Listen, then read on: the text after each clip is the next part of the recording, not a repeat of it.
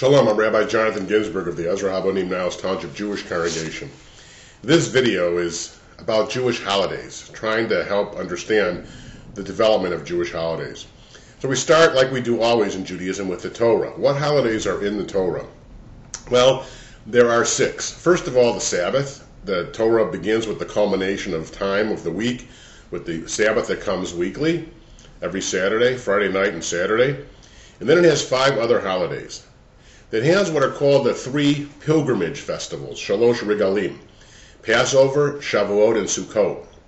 Passover occurs, according to the Torah, in the middle of the first month, Nisan, and then we count 7 weeks till the Feast of Weeks, Shavuot, which occurs in Sivan, and then the other half of the year, in the middle of the 7th month of the year, by the Bible, Tishrei, we have the holiday of Sukkot. Those were the 3 times a year our ancestors were supposed to leave their homes and journey to Jerusalem and offer sacrifices in the Holy Temple. And that ended 2,000 years ago when the temple was destroyed. And then we have Rosh Hashanah and Yom Kippur. It's really not called Rosh Hashanah. In fact, the Talmud later tells us there are 4 Rosh Hashanahs. The Jewish people today call it the beginning of the year. It's one of the New Years. And it begins our 10 days of repentance, and it also celebrates the birth of the world by tradition. That occurs on the first day of the 7th month. It's also called the day of the blowing of the ram's horn. And so we have in Jewish tradition, shofar, ram's horn, that is one of the major symbols of that day. And then 10 days later we have Yom Kippur, the Day of Atonement, as the Torah describes.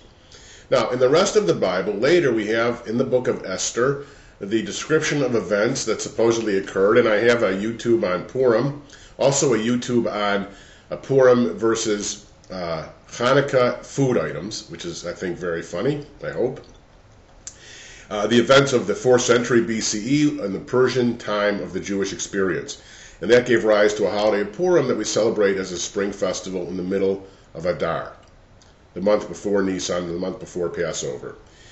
And then the latest book of the Bible, Daniel, supposedly is about the Babylonian king Nebuchadnezzar. But actually it was written during the Greek period, and it's about Hanukkah. But the Jews who wrote the book were afraid to tell the truth. Because of the Greeks, they were afraid that they would be accused of insurrection. So everybody knew, but they wrote it about as if it was the Babylonians hundreds of years before.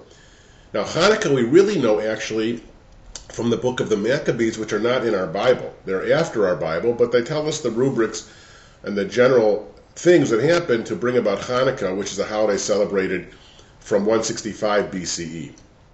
Now, later in Jewish history, during the Second Temple period, that is, before the Second Temple was destroyed in 70 by the Romans, we learn about the 9th of Av being the date when the First Temple was destroyed, and then, interestingly enough, it was the same date of the year in the year 70 when the Second Temple was destroyed. And so we read the Book of Lamentations from the Bible on that day and commemorate those tragic events as well as others.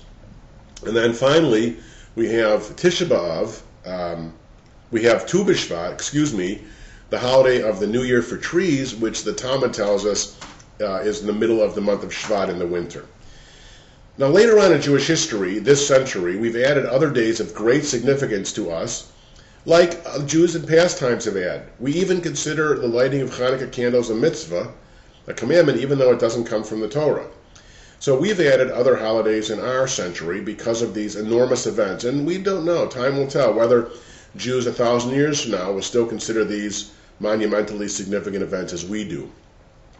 One occurs at the end of Nisan. It's the Yom HaShoah Ugvura, the day in which we commemorate the horrible events of the Holocaust, the mass murder of over 6 million Jews by the Nazis with complicity of much of Europe.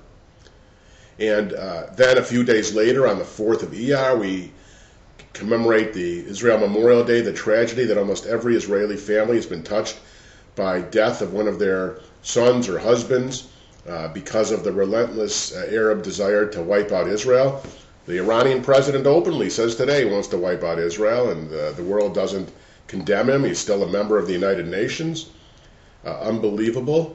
But we have that day to commemorate Israel's war fallen. And then the next day is Israel's Independence Day.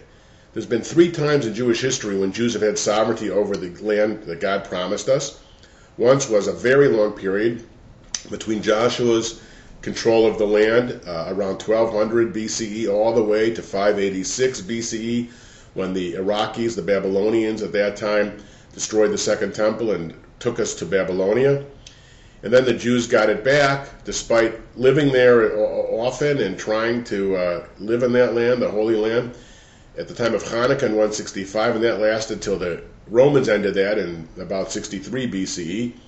Then for 2,000 years we've wanted nothing but to go back. At the end of our Passover Seder, we say all the time, next year in Jerusalem, but we got it back in the year 1948, thank goodness, thank God, and it's now the 59th year of Israel, and that we celebrate on the 5th of Iyar. And then we celebrate Yom Yerushalayim. When the Jews won the war in 1948 to obtain independence, they could not gain control from the Jordanians of our ancient holiest places, the Western Wall and the old city of Jerusalem. We won that back in 1967, and so Jerusalem was unified, and we celebrate that.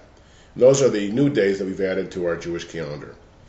And of course, time for a Jew and for other religious people, but Jews gave the world this idea, is that time will get only better in the time of the Messiah someday, when God deems it the right time. And the prophet Malachi tells us that Elijah the prophet will come and announce the great and awesome day of the Lord. And nation will not lift up sword against nation, neither shall they learn war anymore. We shall all sit under our own vine and fig tree, and no one shall make us afraid. And that is basically the Jewish time and the Jewish holidays.